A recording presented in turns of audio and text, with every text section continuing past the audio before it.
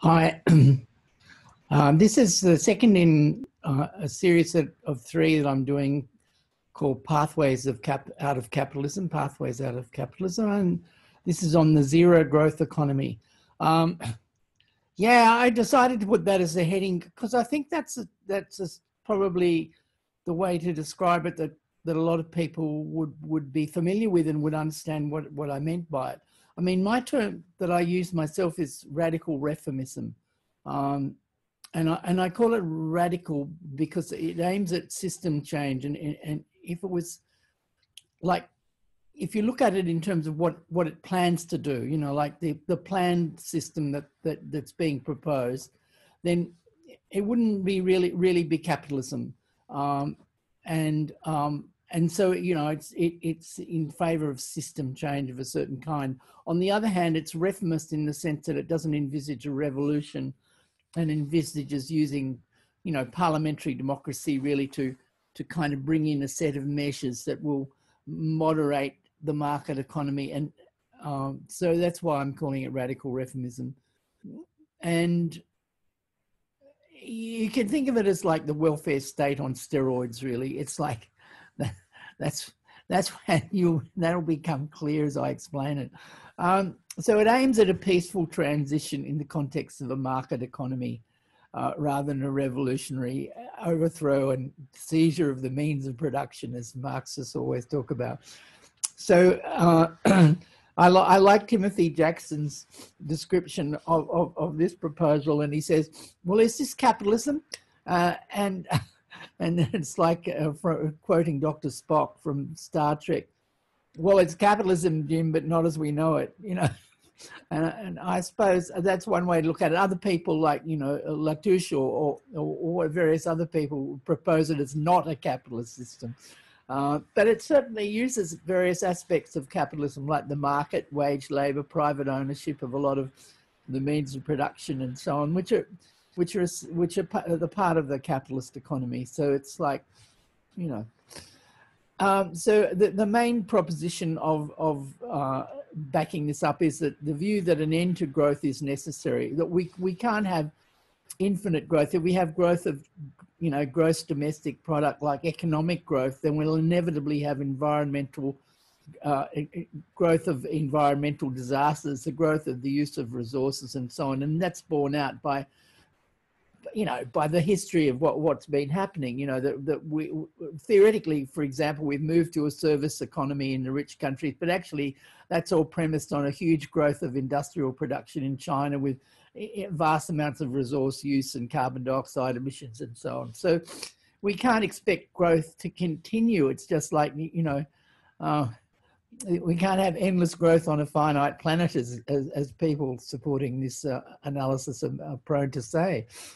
And so what's envisaged instead of growth is a steady state economy, you know, a steady amount of use of resources and sort of export of waste and recuperation of waste in the environment and so on, and a steady population, a constant stock of capital, meaning, you know, the machinery, farms and so on, so stay the same amount.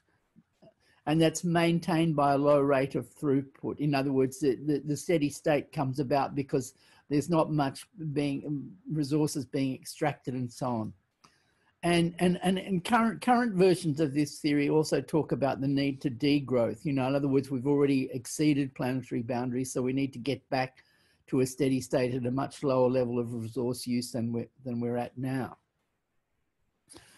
And this is all to be achieved by state regulation and also a cultural change which backs that up, both politically in the sense of providing the parliamentary majorities necessary to make this happen, but also in daily life and in the way economic actors behave in, you know, in companies and in cooperatives and so on.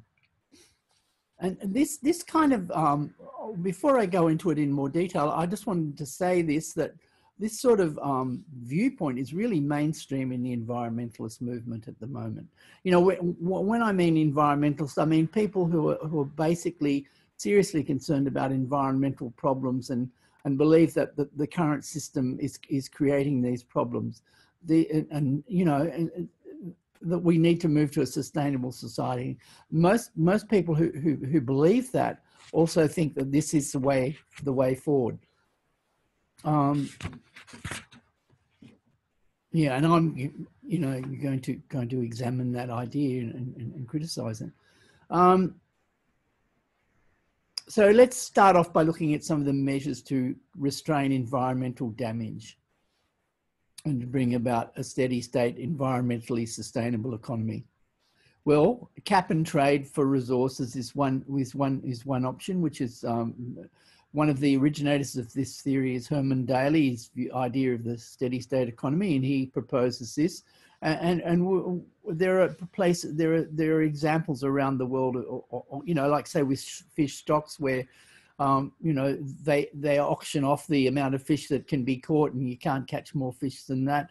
And the people who bid highest for a certain proportion of those fish stocks gets access to that resource, and so on. So cap and trade is that system, and in other words, the government sets a limit to how much of the resource will be extracted and used in any given year, and people bid for access to it. So firms bid for access to it. So obviously the price goes up if there's high demand and goes down if there's low demand. Eco taxes. So like with the carbon tax, the Julia Gillard carbon tax. So eco taxes are proposed to be placed upon particular resources which you want to use less of to create sustainability. So, I mean, obviously this was tried out in terms of carbon, and there are a lot of criticisms of that. I mean, one of the problems is if you want to absolutely eliminate fossil fuels, then eco taxes are a strange way to go, because basically you're pricing them out of the market. I mean, you could do that, but it's like the economic chaos that might come out of that is something that the government would then have to deal with. So then they move on to another proposal, which is regulations and phasing out. So by 2025 or something, we won't build any more petrol using cars and these kind of things. So this is part of the package of measures of the kind proposed for the zero growth economy.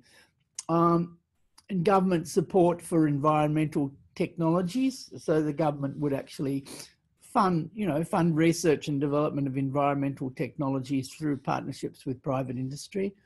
There'd be a nationalisation maybe of some key industries, like energy and transport, for example, would be the obvious ones.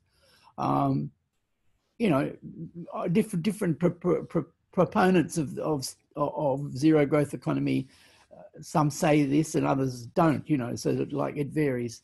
The government may well support small workers' cooperatives or small ethical businesses to try and move the economy away from large corporations, which proponents of this view see as particularly damaging. And all of this is backed up by a cultural shift to degrowth and things like ethical investment, whereby rich people make sure that their money's going into play to investments that are not going to create environmental damage. And someone like Paul Gilding, an ex-CEO of Greenpeace, writes about this, and like he envisages the capitalist class itself and the military and all parts of the dominant elites of society going, well, like this we're in the middle of an environmental disaster. We've got to do something drastic, and that he thinks that they will actually, the culture of these people will actually shift and move. But in any case, all versions of this believe that the culture will shift in terms of ordinary people and how they operate in the marketplace. Okay, so how does this relate to a zero growth? Well, basically you keep pushing down resource use and pushing down the production of waste and pushing down and then regulating out of existence things that are causing toxic problems that you can't get rid of if you continue to use that resource and so on, like carbon dioxide, carbon coal-fired power stations, whatever. You get rid of them. By the effect of this in the long term is, well, not that long a term, you know, like in 10 years or whatever, is to actually produce an economy which is flatlined in terms of GDP, you know, and according to recent versions of this theory, as I say, flatlined at a much lower level of GDP than what we have now.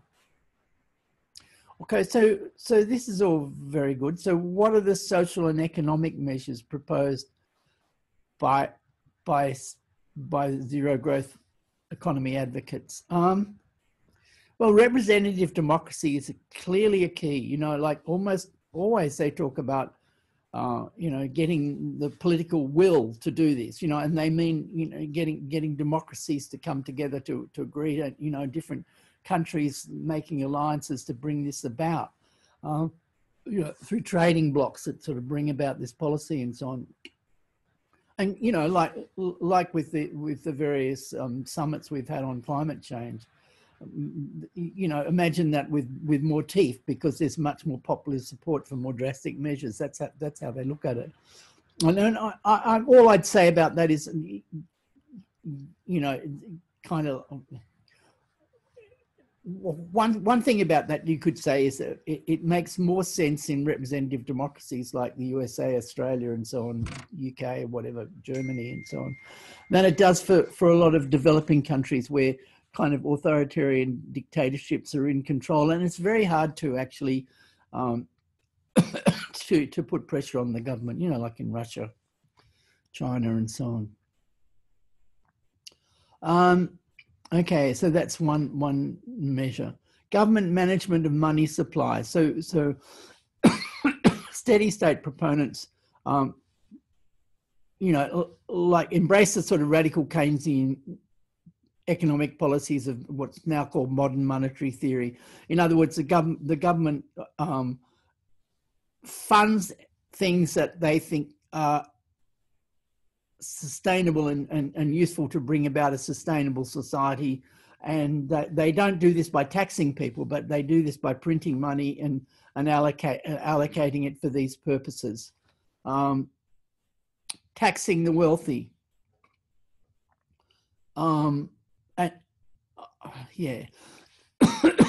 So, you know, like reducing income disparities, using the wealth of the rich to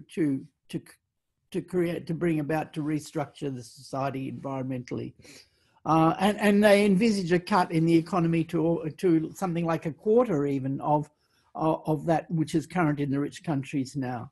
So I think that figure comes from Latouche, but Tim Jackson has a very similar figure. Really, so one of the effects of these cuts, and like reductions in the market economy and kind of barriers to making vast amounts of money in the market economy. Well, obviously, one of the effects of these in the long term is a recession. So even though, of course, some people are employed by government in environmental restructuring, nevertheless, in the economy as a whole, there's less money going around. People don't have much money in their pockets to spend on things. I mean, that's intentional because, you know, we're spending too much on things and creating environmental damage. So there's an unemployment associated with that in the context of a market economy. And people who propose a zero growth economy are totally aware of that. And they have two major proposals to deal with that as a political problem. Well, well, let's say three, or they're both based on the same one in a way, which is that redistribution, so that the wealth of the excessive wealth of the upper middle class and the rich gets, you know, moved down and reduced, while money can go into looking after those at the bottom of the income scale. So one of the proposals, and to deal with, particularly with unemployment, is a universal basic income. That means that you could live quite comfortably without having a job, basically. You wouldn't be asked to try and find a job. It'd be okay. We might expect, you know, like 20 to 30% or even more unemployment. That wouldn't be a problem. These people would be supported on the UBI, and what they'd be doing with their time would be various kinds of useful community work, or even, you know, creative arts and drama productions and music festivals and whatever. You'd have to say this sounds really attractive, you know, like I wouldn't deny that for a minute. A shorter working week. So, you know, rather than some people having, you know, a 40-hour week and making a decent income, and other people, you know, starving on unemployment benefits, what we have is this work is parceled out because the government mandates, you know, that you can only work 20 hours a week or something of that type, or maybe even less, like 10 hours a week. And one of the implications of this model, and which they also talk about, is funding renewables in the majority world. So, you know, like the people in the poor countries, their comment will be, well, you may think you're too rich, but we're, you know, like a lot of us are actually still starving. So what are you going to do about that? Well, you know, and they may well say, oh, well, we need, you know, electric power and, you know, gas cooking or whatever, or what you guys have got, you know, like, or solar passive designed houses with double glazing, or, yeah, I mean, why should they put up with less? And, you know, like, and politically, they'll drive their governments to use the cheapest way to bring about this development with fossil fuels. You know, like, so we have to do something about that. So the only thing we can possibly do within this model is to actually spend a lot of the wealth of the rich countries, you know, the productivity of the rich countries, if you like, at the moment, and divert it to these developing countries. To enable them to have a totally renewable energy systems and transport systems with sustainable energy. And so, and the last thing that I'd say as a sort of social economic measure is moving to a service economy and away from material goods. So less people are going to be employed making widgets and doing things that cause environmental damage as resources are being used and wastes are being created. Less people are going to be doing that kind of work. Instead, people are going to be employed, you know, in the arts or fashion. Well, fashion is not a good example, but anyway, various industries that have sort of non-material products, filmmaking probably, I don't know. Obviously, any industry has some material impact, but some have less than others per unit of economic value, you know, like monetary value. Yeah.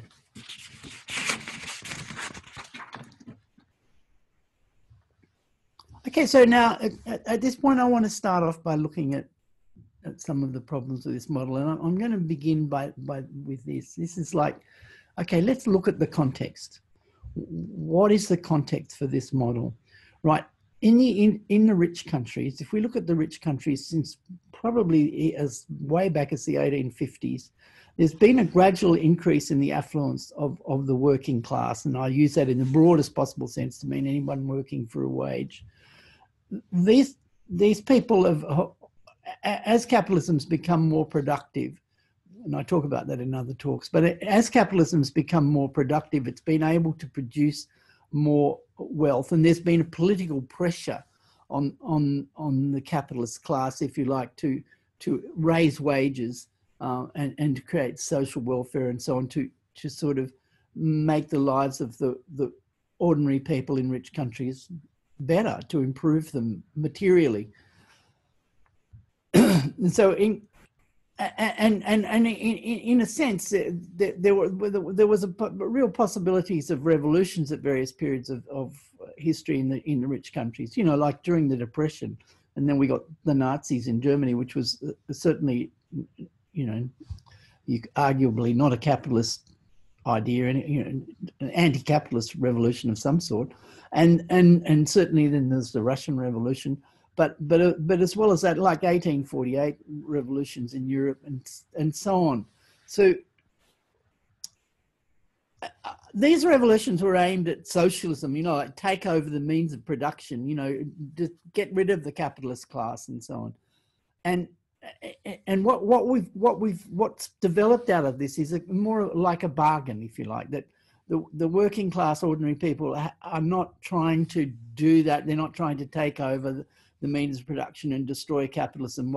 Instead, what they're getting is more and more affluence. Okay, now the problem is that this is no longer an option. I mean, let's leave globalization out of this, because of course that complicates things and is part of the reason for the decline in living standards in the rich countries. But let's leave that out for a minute and just say, even if that wasn't happening, the effects of the environmental crisis, you know, like the huge flooding we've had in England and Germany and so on, the bushfires in California and the enormous heat in British Columbia and the bushfires in Australia, all of this stuff costs money. You know, like it might contribute to GDP, but in terms of how people experience their lives, there's a cut in affluence implied by these economic impacts. So this is the effect of the environmental crisis as it gets worse. And then there's the costs of environmental restructuring, which I tend to think are always massively underestimated, but because people want to persuade people that, you know, it's not going to cost that much, It is actually going to cost quite a lot of dosh, if you like, to create things that we already have, you know, prior to the tricky problem of fossil fuels and global warming. we were getting electricity in the rich countries, you know, like we're getting private transport cars and so on. We had all of these things, right? So there's a huge economic cost in supplying these same goods and services through renewables, you know, restructuring the transport system, the extra cost of making electric cars, you know, the extra costs of decommissioning gas plants and putting up something, a renewable plant and so on. So for people who are radical reformists or who are in favour of the zero growth economy, for environmentalists generally and so on, they see this as a very dangerous situation, because what this downturn, this inevitable downturn, can lead to in a context where people are expecting affluence to continue to go up is unemployment, one, leading to social unrest. And, you know, in a way, that's what we're seeing. We're certainly starting to see that. The Trump presidency is an example of manipulating this social unrest to get a pro-capitalist agenda through. But it's like the social unrest isn't going to go away because those solutions don't actually work. And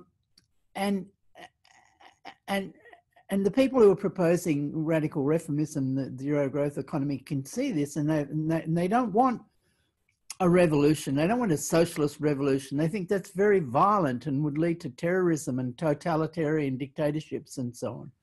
They, you know, like they believe the usual critique of what happened in Russia and China and so on. And, you know, and it's like, oh, we don't want that. So what they want is a sort of peaceful transition into something that it's not that different to capitalism. As like I say, it's a welfare state on steroids. Okay, so that's the context, and that explains why, you know, for example, why all the redistribution measures, they're not environmentally necessary, they're politically necessary in this context, and they're associated always with radical reformism. The problems with this model. Okay, so in a most general sense, I'd say this, that either the reforms that are so extreme as to destroy the market economy, right? Or alternatively, they're not pushed hard enough. You know, like if Bernie Sanders gets in with a Green New Deal, it has a lot of resemblances to radical reformism, you know. But in reality, you kind of have an awful suspicion that it would never be pushed far enough to actually make the difference that's required. So the problem then is that radical reformism reverts to capitalism, as the reforms that are enacted are unable to really control the market and prevent environmental damage. Okay, so this is like a cleft stick. You know, you do one, and you destroy the market, or you do the other, and you end up back at ordinary capitalism with all its environmental problems.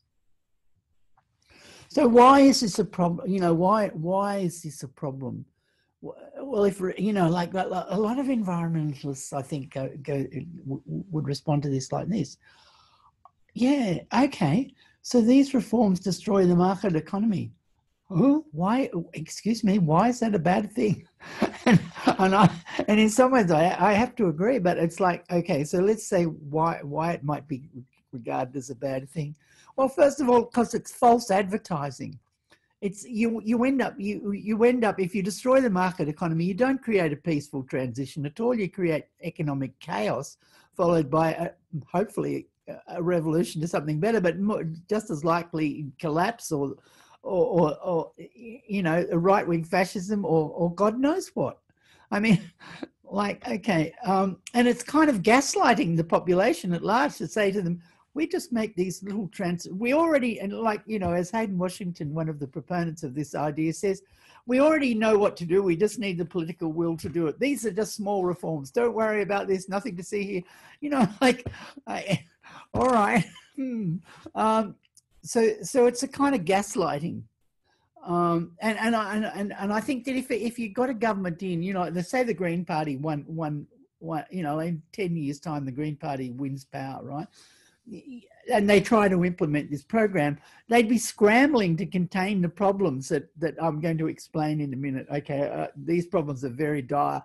And the other thing is that, which I've already hinted at, is that it could be good, bad, or indifferent to destroy the market economy, depending on which way the destruction leads. You know, it could lead to fascism, feudal collapse, you know, with plagues, or we've got them already.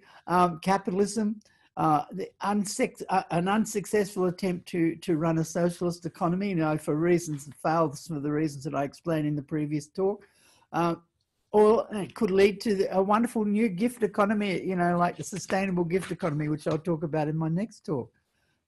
All right, now I'm going to get into the nuts and bolts of this. Why am I saying this, that it might destroy the market? Okay, so let's look at I'm going to look at it in terms of two groups, key groups. One is business owners, and the second key group is ordinary people or workers, you know, in the most broadest sense, right?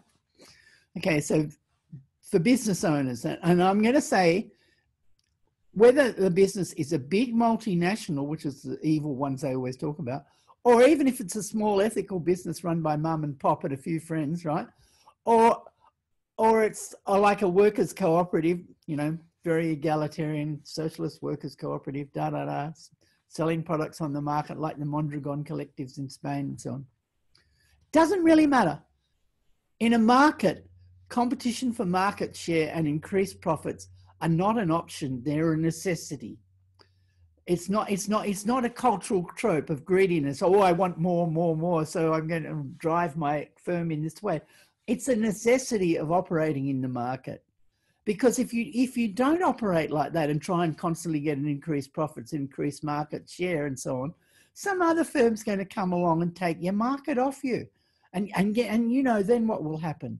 Your capital, your means of production, you know, machinery, your plant, your buildings and so on, they're worth nothing because you can't sell the products that you're selling at the price you're selling them at. Some other firm, it might be another ethical cooperative even, has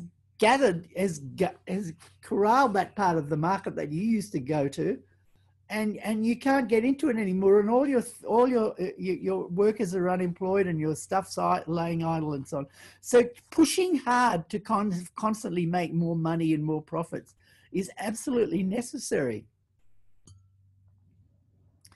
It is this, and in fact, it's this drive to compete with other firms and increase market share and profits, which creates the efficiency that radical reformists want to retain by keeping the market. So in other words, all these people who are in favour of the zero growth economy go, oh, no, not socialism, that's really inefficient, nationalised industries don't work, well, you know, critique, which I partly agree with, but anyway, and so they go, the market, that's efficient. You know, like what happens is if you're not doing things in the most effective way possible, and they mean the most monetarily effective way, the way that's going to make the most money, then your firm, you know, goes broke, and a more efficient firm takes over. That's how the market operates. That's what creates efficiency in the market. But at the same time as it creates this monetary efficiency, and I'm going to stress that, at the same time as it creates this monetary efficiency, it also creates economic growth, because people are competing to grow their firms and have to. Okay, so how would this play out? The Radical Reformist government would want you to compete, wants you to be in the market and so on, but the effect of this competition is economic growth.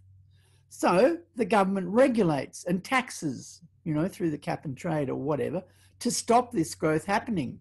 So here you are madly trying to grow, you know, you grow your income, and you know that it's a lost cause, really, because all of the controls that governments are exercising in your economy are designed to create zero growth. And so your little firm can't grow, or well, maybe someone else can collapse and your firm can grow without total growth. But from your point of view, what you're seeing is that the government is constantly making it really difficult for you to grow your income. And what does this mean for capitalists? It means for people who own shares, for people who own part of a business, whether it's a cooperative or what the hell it is, it doesn't matter. Their investment in that business is less likely to be profitable. You know, in a growing economy, you know, like you lend some money to another firm, whatever, and you've got a reasonable expectation of getting it back with interest, because the other firm's in a situation where it's possible to grow their market share because the economy as a whole is growing and so on. When the economy is flatlining, that becomes more difficult. And how do capitalists typically respond to a situation like this? They respond to it by not spending their money. They don't invest. It's what's called an investment strike. I mean, it's arguable that we're in the middle of a big doozy investment strike globally at the moment, and have been for maybe the last 15 years. But there's no doubt about it. If it's a problem now, just think what kind of a problem it's going to be in a zero growth economy. Okay, so yeah, okay, so that's step one. Now then, look what happens. What can the Radical Reformist government do if this happens, right? Businesses pull their money out. The only solution is for the government to start to move to one of the other models of a pathway out of capitalism. All right. Okay, for example, because owners are not investing in lending, you know, private owners of capital are not investing their money, and they're not lending their money to create economic, to maintain the economy and so on, pay people's wages and so on. The government steps in and funds projects to get full employment. Okay. In other words, what it does then is it starts to move towards the democratic socialist model of the economy, right? With all the problems which I've explained with that in the previous talk. So that's one option. Or it could kind of reduce resource taxes and reduce taxes on the rich and so on, and allow growth and environmental damage. This would just be the capitalist solution, and clearly there are huge environmental problems with that. Or it could move towards the gift economy. It could abandon money and invite workers to take over their businesses and run them as gift cooperatives without any money being involved. This would be my favourite solution, to abandon money altogether and to do. Okay, that's an option. I'm not saying, but as I said before, the problem is that it's not the model that the zero growth model itself isn't actually stable. It can't actually work in the long term. Or a much more likely scenario than any of these three in some ways is that the government will just continue to maintain control and bungle things, and the economy will just sort of like gradually go down a hole and into social and political breakdown, the collapse scenario. not particularly attractive either.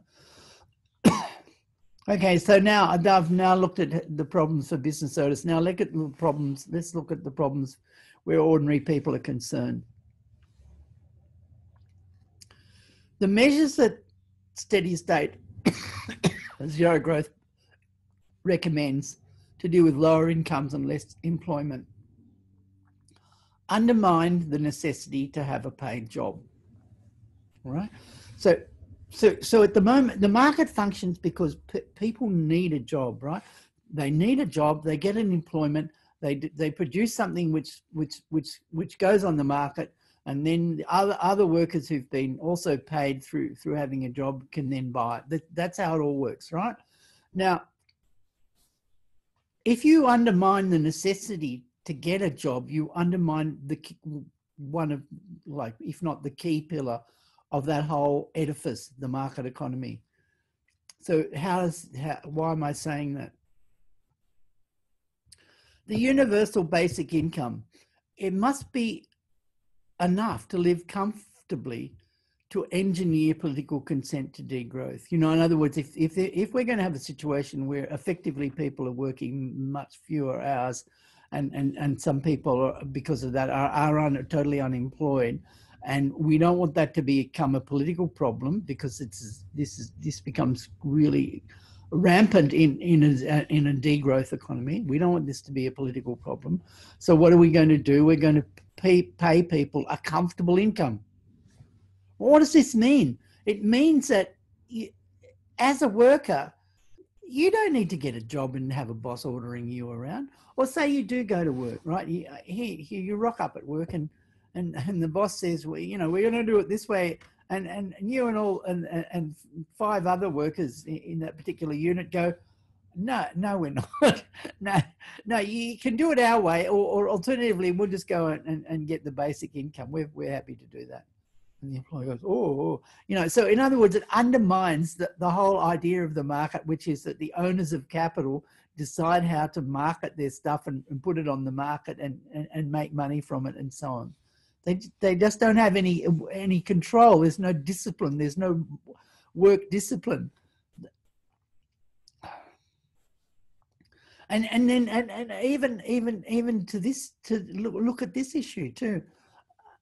At the moment, the market functions because people buy the cheapest good that they can, you know, and sell things for the most money they can get for it. That's how the market works, and that's how it's got to work, right? To be a market, you know, whatever. Well, now, with the universal basic income, the workers might well go, yeah, we're selling this coffee to all those middle class people who are, you know, like, can afford coffee, and we're bloody sick of that. We're going to start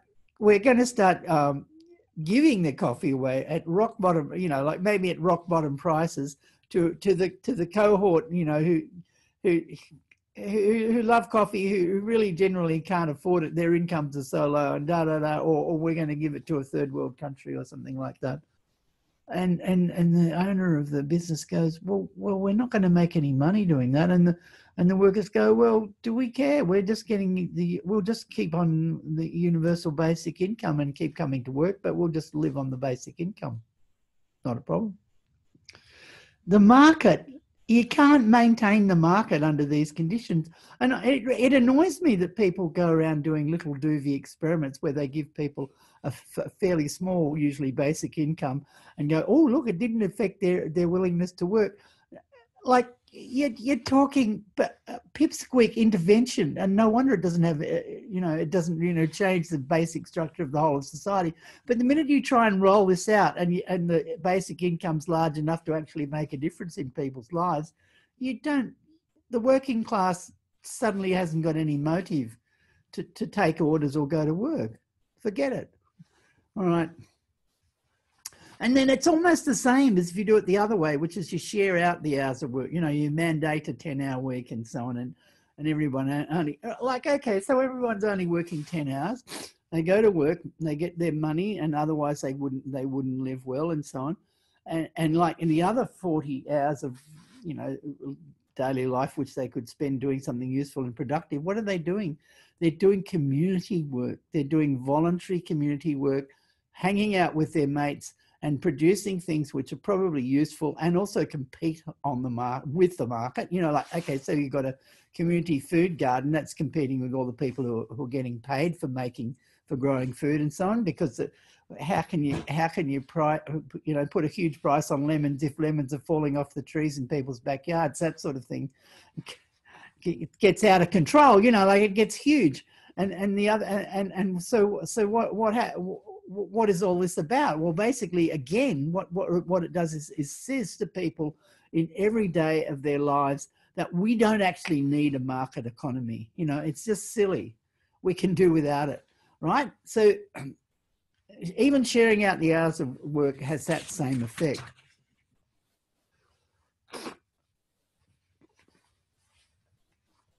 You'll notice I'm wearing a swim parka today. This is in honour of our Australian swimmers who are doing, especially the women, who are doing extremely well at the Olympics this year. Thank you. Radical Reformism is reconsidered. Okay, so now I'm going to sort of sum up. My point is first, basically, that it's not really a viable long-term post-capitalist option. You know, because of everything that it suggests is like, you know, are things that we already do within the welfare state, and they're just kind of ramped up.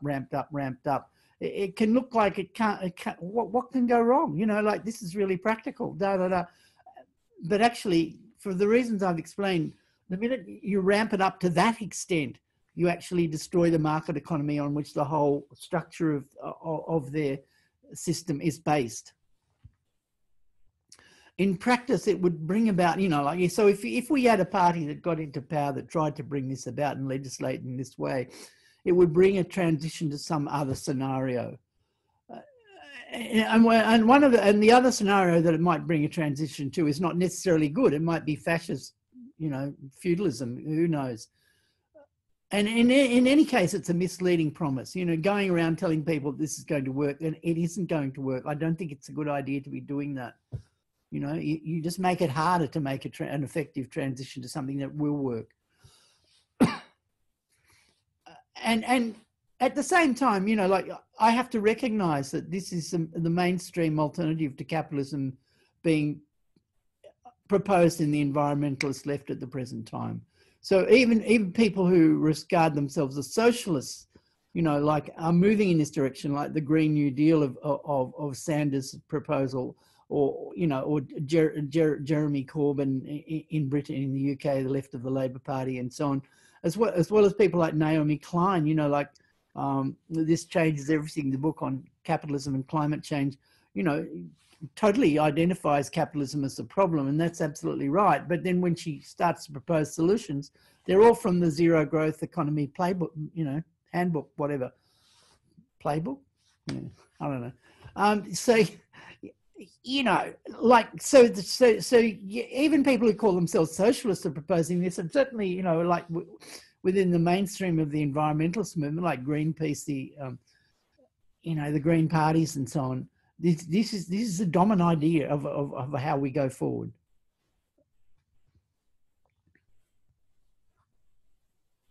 Okay, so for me, you know, like, what's my political position in relationship to it? Well, in a way, I'm very mixed up about it. You know, in a way, I think it makes sense of a set of demands that sound realistic in terms of democratic politics in the rich countries today. You know, let's have I mean, you know, like I supported the carbon tax. That's a classic example of from the handbook of reformist radical reformism, and like these measures can seem like a realistic and good idea, and like, yeah, pushing them like that is pushing for small reforms. We may get something better than we would have got otherwise. You know, I can understand that. I don't necessarily have a problem with that. But it's not how I don't look at them as being able to be stitched together into some grand package that would create a stable post-capitalist society. So yeah, and so pushing these ideas may push the mainstream parties to adopt stronger environmentalist measures. You know, like the recent decisions of the EU on emissions, you know, like they're all promises by 2050 and 2035 we'll do this and that, and, you know, but even so, I mean, the fact that they're making these promises is an advance on where they were at before. And I think in part it's being pushed by the fact that there's this rump of the environmentalist left movement that's all pushing the steady state economy. It's going, you know, you're not going far enough, you could go to this. It's hard to know where this is going to end up in the long run. You know, like my analysis of it so far is that what happens is that some of these environmentalist, you know, radical reformist measures get put in place, and A, they're not strong enough to make a huge difference, or B, they get knocked back. You know, they get wound back as the sort of capitalist class kind of pulls the usual strings and goes, you know, like Australia, the carbon tax, Julia Gillard, you know, it's all there. Like, for example, oh, we can't make aluminium in Australia anymore with the carbon tax because, you know, we're being outcompeted in India making aluminium cheaper because their electricity is cheaper. Yeah, right. You know, so, you know, the problem is that it's could well be true. You know, like I wouldn't rule it out as a possibility, and certainly, you know, but they just and what, you know, and they're going, oh, we can't do this, we can't do that. There'll be lots of job loss, and oh, you know, everyone needs a job, and so it's like, you know, a small part of this reformist package was put in place, and then of course there's the other parts of it, like the UBI and so on, which are more radical when we're not in place to create the alternative to having a job that maybe radical reformism proposes in the broad scale. And so yeah, yeah, that happens. What I'd like to see is a groundswell of recruitment to the gift economy perspective. And at the moment that seems extremely unlikely, I'd have to say. But you know, if I had to say what I think will actually work in the long term, that's what I think. And I'll talk about that in the next discussion of pathways out of capitalism.